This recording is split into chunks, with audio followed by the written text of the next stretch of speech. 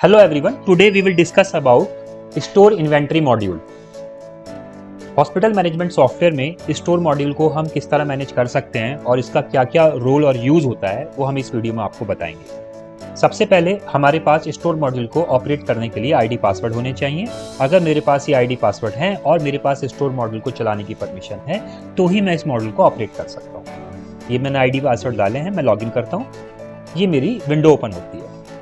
इस विंडो में जो मेन फीचर्स क्या क्या हैं और क्या क्या टैब्स हैं, किन टैब्स का क्या काम है, ये मैं आपको यहाँ पर डिटेल में बताऊंगा। पहले हम एक ओवरव्यू ले लेते हैं और जो मेन्यू बने हुए हैं एक करके मैं आपको समझाता हूँ। सबसे पहला मेन्यू होता है master. Master stand for the configuration file, कि मेरे सिस्टम में मास्टर का मतलब ये होता है कि मेरी कितनी कैटेगरी ऐसी है जो मुझे अपने स्टोर में मैनेज करनी है आइटम्स को।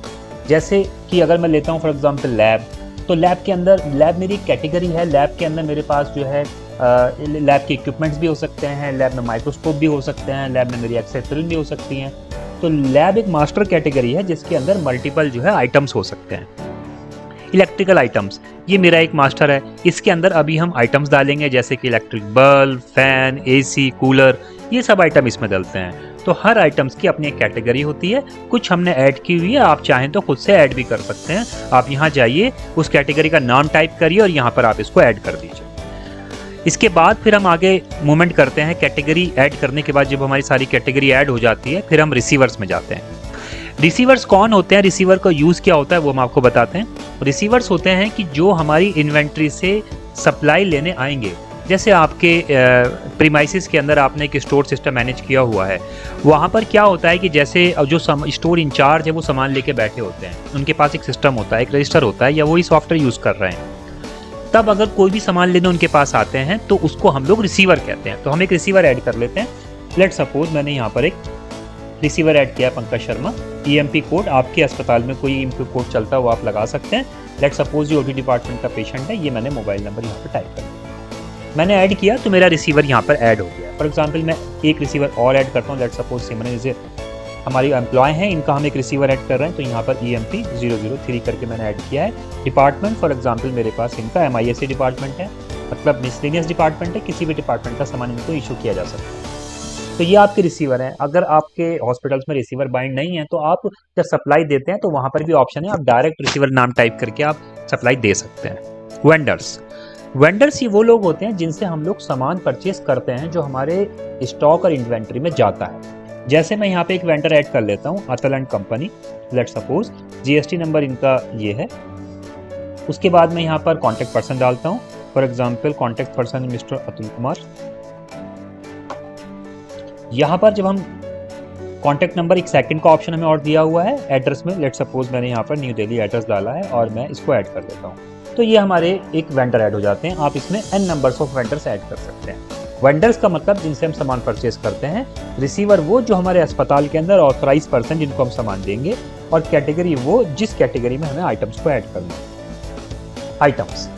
आइटम्स में हम अपने आइटम्स ऐड करते हैं कि क्या क्या आइटम्स मेरे अस्पताल में या मेरे डायग्नोस्टिक सेंटर में चलते हैं, जिन आइटमों को मुझे मैनेज करना है।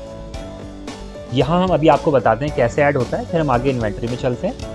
इन्वेंट्री में हमारे पास लेफ्ट साइड में 4 तरह के मेन्यू होते हैं। इन्वेंट्री ये बताती है कि मेरे इन्वेंट्री MIS के अंदर, MIS stand for the management information system, it is nothing, it is a laser.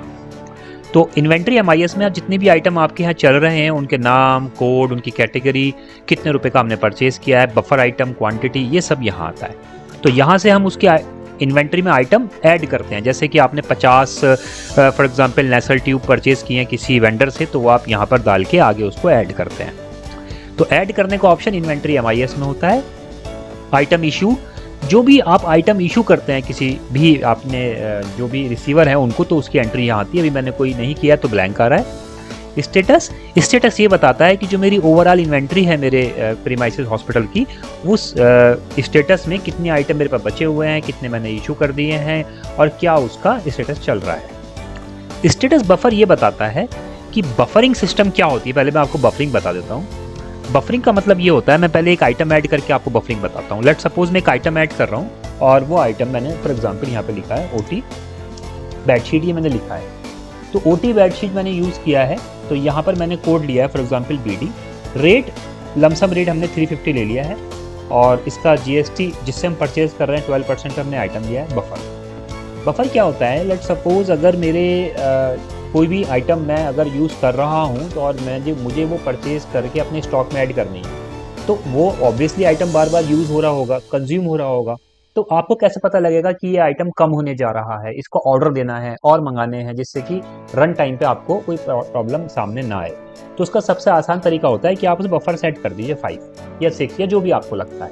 इसकी आप कैटेगरी ले लीजिए, ओटी कंज्यूमेबल ऐड करिए। तो ओटी बेडशीट जैसे ही आपकी 5 के स्टॉक से नीचे जाएंगी, ये आपको अलर्ट देना शुरू कर देगा। That is the meaning of buffer.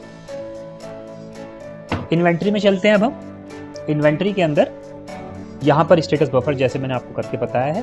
तो अभी जो आइटम आपके स्टोर में ऐड होने, वो आइटम आप कैसे ऐड करते हैं उसका मैं एक बार दोबारा ओवरव्यू देता हूँ। यहाँ आइटम में आप आइटम ऐड करते हैं, आपको कोई आइटम ऐड करना है। फॉर एग्जाम्पल आपको आइटम ऐड करना है, फॉर एग्जाम्पल SCV कार्ड। जैसे आप यहाँ पर आते हैं, इसका आप शॉर्ट कोड भी डाल सकते हैं। रेट आपको फॉर एग्जांपल 250 का ये कार्ड पड़ता है, जीएसटी इस पर फॉर एग्जांपल 10% है। बफर वैल्यू में आप यहाँ पर जाके डाल सकते हैं कि भाई 5 से नीचे जाए तो पता लग जाए, और इसको आप यहाँ पर अपना लैब नाम के कैटेगरी में ऐड कर दीजिए, कैटेगरी जो मैंने शुरू में बताया था। तो ये ऐड हो गया।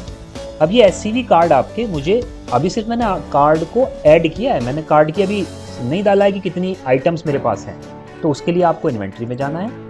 इन्वेंट्री MIS में जाने के बाद ये कार्ड यहाँ पर आ गया है, इसकी कैटेगरी लैब है, 250 का आपने लिया है, बफर 5 है, क्वांटिटी 0। क्वांटिटी 0 का मतलब इसमें कोई क्वांटिटी नहीं। सो प्लस माइनस का आइकन आपको दिख रहा है, यहाँ से शुरुआत होती है, हम इसमें आइटम अंदर भेजते हैं। कोई अगर आइटम बाहर निकालना है वापस, तो माइनस पे क्लिक करके ऐसा कर सकते हैं। प्लस का मतलब जो सामान मेरे पास आया मैं उसको ऐड कर रहा हूँ, और माइनस का मतलब निकाल रहा हूँ। जैसे कोई ब्रेक आइटम है या क्वालिटी मैच नहीं कर रही, तो वापस भी की जा सकती है। तो प्लस पे क्लिक किया, यहाँ पर आ गया अतुल फार्मा जो मेरा वेंडर थे, मैंने यहाँ से 200 कार्ड रिसीव किए हैं, ऐड किया। अब ये जो आपने इसमें डाला कि कहाँ से आइटम आए, कितने क्वांटिटी आए, तो आपके पास कहीं ना कहीं बिल होगा, उसको सामने रख के आप यहाँ पर ये ऐड कर सकते हैं। कुछ सेटअप में ऐसा भी हो सकता है कि आपके पास पहले से बहुत सारा सामान रखा हो, तो आपके पास बिल नहीं है, तो वहाँ पर आप सेल्फ कर करके भी सारा सामान ऐड कर सकते हैं। ज़रूरी नहीं है कि वेंडर डाला जाए, वेंडर इसमें कोई मस्ट पर्पस नहीं है। एक बात और, ये सिस्टम केवल आपकी इन्वेंट्री स्टॉक को मैनेज करता है। किस अमाउंट का आएगा, कितना अमाउंट ड्यू है, कितना अमाउंट दे दिया, ये सभी स्टोर मैनेज नहीं करता है। हाँ, कंपैरेटिव स्टडी के लिए हम इसमें रेट और जीएसटी जरूर डालते हैं, जिससे कि जब अगली बार आप ये आइटम ऐड करें सॉफ्टवेयर में, तो आपको पता लग जाए कि हमारा इस वेंडर से कितने अमाउंट में ये पैसा मतलब हम दे रहे हैं, और क्या हमारा इससे रेट सेट है। अगर कभी वेरिएशन होता है तो हमें एक वेरिएशन रिपोर्ट आपको दे देता है। यहाँ पर हम जाते हैं, और यहाँ पर हम लोग अपना आइटम इसमें हमने ऐड कर दिया है। तो आप देखिए मैंने 200 आइटम ऐड किए हैं, ये आपको 0 दिख रहे हैं सभी ज़्यादातर, इसका मतलब मैंने अभी आइटम इसमें ऐड नहीं किया। मैं यहाँ पर for example Sterlite bulbs range में जाता हूँ, और यहाँ पर भी मैं यहाँ पर अतुल कुमार कंपनी से मैंने 250 आइटम इसमें स्टॉक में ऐड कर दिया। हो गया ऐड। वापस आइटम इशू में आएंगे, यहाँ पर आपको आना शुरू होगा। तो इस तरह से मैंने SCV कार्ड और स्टरलाइट बल्ब और मैंने कुछ फॉलिक एथर यहाँ पर ऐड किए हुए हैं, तो वो आपको दिख रहा है। तो ये मेरी स्टॉक की एक्चुअल स्टेटस होता है। अब हम आते हैं सर आइटम इशूड। तो आइटम इशूड ब्लैंक है, तो आइटम कैसे इशू होते हैं, उसके लिए मेरे पास अपना जो मेरा 5th मेन्यू है वो है सप्लाई। सप्लाई में आइए, आप यहाँ पर टाइप करिए जो आपका आइटम है, ये आ गया फॉलिक एथर। फॉलिक एथर में इंसर्शन देखिए कितना आइटम इस वक्त आपके पास है, वो आप यहाँ पे देखेंगे। तो अभी मेरे पास एक आइटम है और मुझे एक ही इशू करना है। फिर मैंने यहाँ पे फॉर एग्जांपल इंसर्शन ट्रे भी लिया है, मेरे पास 50 स्टॉक में, मैं यहाँ पर 2 दे रहा हूँ। देख इसे रहे जो आपने रिसीवर ऐड किया था, रिसीवर आते ही वो अपने आप पकड़ लेता है उनका मोबाइल नंबर और डिपार्टमेंट। तो ये सप्लाई है, मतलब मेरा ये कंजप्शन होने जा रहा है, किसी पेशेंट पर कंज्यूम हो रहा है या स्टाफ लमसम लेने आया, तो मैं यहाँ उसकी एंट्री करता हूँ। जितना अवेलेबल है वो यहाँ आएगा, और कितना आपने दे रहे हैं वो यहाँ पर आएगा। आप कभी भी ऐसा नहीं कर सकते कि आप उतना आइटम दे दें जो कि सप्लाई में है ही नहीं, तो सिस्टम आपको मना करेगा। जैसे आप सेव करेंगे, एक सप्लाई वाउचर क्रिएट होता है। ये सप्लाई वाउचर आपका ये होता है कि मैंने इस तारीख में इस ऑपरेटर ने इतना आइटम जो है इस पर्सन को सप्लाई दिया है, उसका एक वाउचर नंबर ही बनता है। तो it is just for a record, बाकी इसका प्रिंट लेने की बिल्कुल ज़रूरत नहीं है, क्योंकि ऑलरेडी सॉफ्टवेयर है तो उसमें सारा रिकॉर्ड होता है। अभी सप्लाई वाउचर ने इफेक्ट क्या किया है सॉफ्टवेयर में, हम रिपोर्ट्स में आते हैं। यहाँ पर सप्लाई रिपोर्ट्स पड़ी हुई है, यहाँ पर हम देख पाएंगे। दोबारा से हमें इसको प्रिंट करना है, दोबारा से प्रिंट करके देख सकते हैं। तो रिपोर्ट्स के अंदर आपकी सप्लाई, पी और मेंटेनेंस भी आएगी। फिलहाल हम सिर्फ सप्लाई की बात करते हैं। अपने इन्वेंट्री में वापस आते हैं। आइटम इशूड में वापस आएंगे तो मुझे दिखाई दी कि मैंने एक फॉलिक एथर और एक फॉलिक एथर इंसर्शन ट्रे दो जो है पंकज शर्मा को इशू की है। और अगर मैं इस वक्त अपना स्टेटस देखूंगा तो मुझे दिखाई देगा कि मेरी जो फॉलिक एथर ट्रे थी जो कि 50 ऐड की गई थी, आइटम इशू 2 हो चुके हैं, 48 रिमेनिंग। देखिए यहाँ देखिए ये कैथर्स है, ये कंज्यूमर आइटम मेरे पास जो है ओटी कंज्यूमर में एक था और मैंने एक ही इशू कर दिया, मेरे पास 0। अब आप ऐसे वो आइटम जो कि बफर से नीचे जा रहे हैं, बफर पे क्लिक करके देख सकते हैं कि बफर से नीचे जा रहे हैं। तो ये बेसिक है जिसमें हम अपना स्टोर इन्वेंटरी को मैनेज कर सकते हैं। सप्लाई में जैसे मैंने आपको बताया यहाँ पर हम सप्लाई कर सकते हैं। मेंटेनेंस का हम अभी बाद में डिस्कस करते हैं। रिपोर्ट्स में आते हैं। रिपोर्ट्स क्या होती हैं, जैसे मुझे पूरे साल का या पूरे महीने की सप्लाई निकालनी है कि भाई 1 सितंबर से लेके मैंने आज तक कितना सप्लाई बनाया है और किसी एक स्पेशल ऑपरेटर को कितना सप्लाई दिया है या किसी एक आइटम को कितना हमने सेल किया है या यहाँ से बाहर निकाला है, तो वो भी हम रिकॉर्ड निकाल सकते हैं। तो रिपोर्ट्स वो सब रिकॉर्ड निकालने के लिए है। मेंटेनेंस क्या होता है? मेंटेनेंस बेसिकली ये होता है कि अगर मान के चलिए कोई लैब में कोई आइटम है, फॉर एग्जांपल आपका सेल काउंटर है, मान लेते हैं थोड़ी देर के लिए, ठीक है, और वो सेल काउंटर को हमने 7 तारीख को रिपेयर कराया और रिपेयर भी हमने बेसिकली यहाँ पर अतुल एंड कंपनी से रिपेयर कराया है। अमाउंट अपने तरफ से 1200 स्पेंड किया है, authorise by for example doctor Ajay, और कॉन्टैक्ट नंबर हमने जो भी जिसे सप्लाई जिससे मेंटेनेंस करा रहे हैं उनका आएगा, ऐड करेंगे तो इसका भी एक मेंटेनेंस वाउचर बन के आता है। तो ये मेंटेनेंस वाउचर आपके अकाउंट में जाता है, अकाउंट इसको देख के जो है अपने जो भी अकाउंटिंग मेथड है वहाँ से इनको पेमेंट करें। इस मेंटेनेंस का सिर्फ पर्पस ये है कि जो भी हॉस्पिटल में मेंटेनेंस के ऊपर पैसा खर्च हो रहा है उसका रिकॉर्ड ये रखता है। इससे यही पता लग जाता है कि हम कितना बार बार किसी मशीन पर या किसी आइटम पे कितना खर्च कर रहे हैं। हो सकता है in time to end of the year हम चाहेंगे उसे रिप्लेस ही कर दें, या हम अगर किसी को एएमसी दे रहे हैं या उससे बार बार रिपेयर करा रहे हैं तो हमारा उसका खर्चा क्या हो रहा है, या हमारी कोई मशीन हमें लॉस में तो लेके नहीं जा रही, वो सब का एनालाइज करने के लिए मेंटेनेंस शीट बनाई गई। तो जब मेंटेनेंस हुआ अगेन रिपोर्ट्स में जाएंगे और यहाँ पर मेंटेनेंस बनेगा। लास्ट आता है परचेज ऑर्डर, पीओ। तो व्हाट इज पीओ? पीओ क्या होता है कि जैसे आपको ये फॉलिक एथर इंसर्शन खत्म हो गए थे, मैं यहाँ जाता हूँ और यहाँ पर मैं 20 और ऑर्डर करना चाहता हूँ ऐसे, ठीक है। जैसे इंसर्शन ट्रे अभी मेरे पास 48 है हालांकि, लेकिन मैं अभी 10 और ऑर्डर करना चाहता हूँ, ठीक है। मैं यहाँ पर एससीवी कार्ड है या मैं सिरिंज है मेरे पास, ये स्टरलाइज सिरिंज है, ये मेरे पास अभी 250 है, लेकिन मैं 10 और ऑर्डर करना चाहता हूँ। किससे ऑर्डर करना चाहते हैं? यहाँ पे ATU टाइप के निकल के आ जाएगा। तो आपने कितना आइटम किस वेंडर से आप मंगा रहे हैं उसका रिकॉर्ड यहाँ रखने के लिए होता है कि भाई आपने ये परचेज ऑर्डर बना दिया है और ये वहाँ सामान जाएगा और जब वापस आएगा तो वापस मेरी इन्वेंट्री में ऐड होगा उसी कोड से, उसी कैटेगरी में जिस कैटेगरी को मैंने अभी इनिशियल फेज पर बनाया। तो जो मैंने परचेज ऑर्डर बनाया है अगेन रिपोर्ट्स में भी उसका भी एक रिकॉर्ड होता है। तो reports is for your reports.